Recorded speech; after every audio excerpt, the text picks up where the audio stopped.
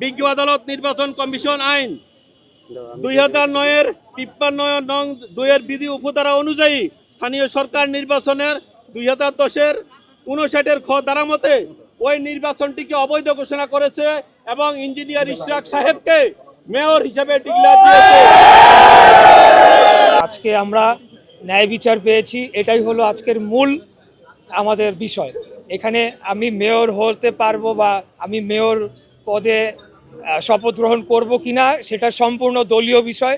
দীর্ঘ আইনি প্রক্রিয়া শেষ করে আজকে আমরা ইনশাআল্লাহ আল্লাহর কাছে লাখো কোটি শুকরিয়া জানাই যে আজকে আমরা ন্যায় বিচার পেয়েছি। বিজ্ঞ আদালত আমাদের সকল বক্তব্য শুনেছেন, আমাদের 6 জন সাক্ষী দিয়েছেন, বাদী সাক্ষী দিয়েছেন এবং এই নির্বাচনে যে একটি ত্রুটিপূর্ণ নির্বাচন ছিল, ইভিএম জালিয়াতি ছিল, ভোট ডাকাতি ছিল এবং সর্বশেষ একতরফাভাবে আমাদের সকল অভিযোগগুলোকে অস্বীকার করে যেভাবে একতরফা রায় দিয়েছে, সেই রায়কে যে আমরা চ্যালেঞ্জ করেছি সেটা আজকে আমরা সন্দেহাতীতভাবে আজকে বিজ্ঞ আদালতে আমরা প্রমাণ করতে পেরেছি। বিজ্ঞ আদালত নির্বাচন কমিশন আইন 2009-এর 53 নং 2-এর বিধি উপধারা অনুযায়ী স্থানীয় সরকার নির্বাচনের 2010-এর 59-এর খ ধারা মতে ওই নির্বাচনটিকে অবৈধ ঘোষণা করেছে এবং ইঞ্জিনিয়ার ইশরাক সাহেবকে মেয়র হিসেবে ডিক্লেয়ার দিয়েছে। ইনশাআল্লাহ অচিরেই নির্বাচন কমিশন করতে গেজেট হবে এবং সেই গেজেটের মাধ্যমে ইনশাআল্লাহ ঢাকা দক্ষিণ সিটি কর্পোরেশনে অচিরেই মেয়র হিসেবে উনি শপথ গ্রহণ করবেন। নির্বাচন কমিশন এবং কমিশনের যে লোকজন তারাও সহায়তা করে যে এক পেশে রায় নিয়েছিল, আজকের বিজ্ঞ আদালত এই 5 বছরের আইনগত প্রক্রিয়ার মাধ্যমে সেই রায়টাকে বাতিল করেছেন। সেই রায় বাতিল করে আমাদেরকে এই আগের যে মেয়র ছিল, যিনি ঘোষিত তথাকথিত মেয়র ছিলেন, ওনার এই মেয়র পদ বাতিল করেছেন এবং ওই গ্যাজেটও বাতিল করার নির্দেশ দিয়েছেন। এবং সাবসিকুয়েন্টলি আজকের যিনি এই মামলার প্রার্থী ছিলেন আমাদের ইঞ্জিনিয়ার ইশরাক হোসেন, ওনাকে এই পরবর্তী এখন থেকে মেয়র হিসাবে বিজ্ঞ আদালত ডিক্লেয়ার দিয়েছে এবং এই ডিক্লেয়ার অচিরেই গ্যাজেটের মাধ্যমে কার্যকর হবে। আমি প্রথমেই মহান আল্লাহ তাআলার কাছে শুকরিয়া জানিয়ে আজকে আপনাদের সামনে বক্তব্য রাখছি।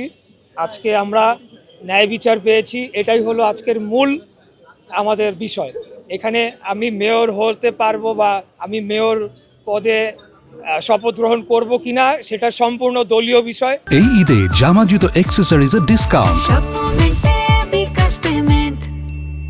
আমি যেটা বলতে চাই যে সবচেয়ে মূল বিষয় হচ্ছে যে আজকে ন্যায় বিচারের আমি পেয়েছি এবং বাংলাদেশে ন্যায় বিচার ফিরে আসুক, জনগণ যে একজন সাধারণ নাগরিক যাতে তার ন্যায় বিচারটি পায় সেটির ধারাটা যে শুরু হচ্ছে বা শুরু হয়েছে খুনি স্বৈরাচারী ফ্যাসিবাদী হাসিনা সরকারের পতনের পর, সেটির ধারাটা অব্যাহত থাকুক এবং পরবর্তীতে বাংলাদেশে আমরা সর্বস্তরে ন্যায় বিচার প্রতিষ্ঠা করতে পারি। এটি হচ্ছে আমাদের মূল উদ্দেশ্য, মূল লক্ষ্য। আমি অন্য নির্বাচনের বিষয়ে মন্তব্য করব না। ঢাকা দক্ষিণ সিটি কর্পোরেশনে 2020 সালে যে নির্বাচন অনুষ্ঠিত হয়েছিল তার পরবর্তীকালে আমরা নির্বাচনী ট্রাইব্যুনালে দেশের বিদ্যমান আইন অনুযায়ী মামলা করেছি।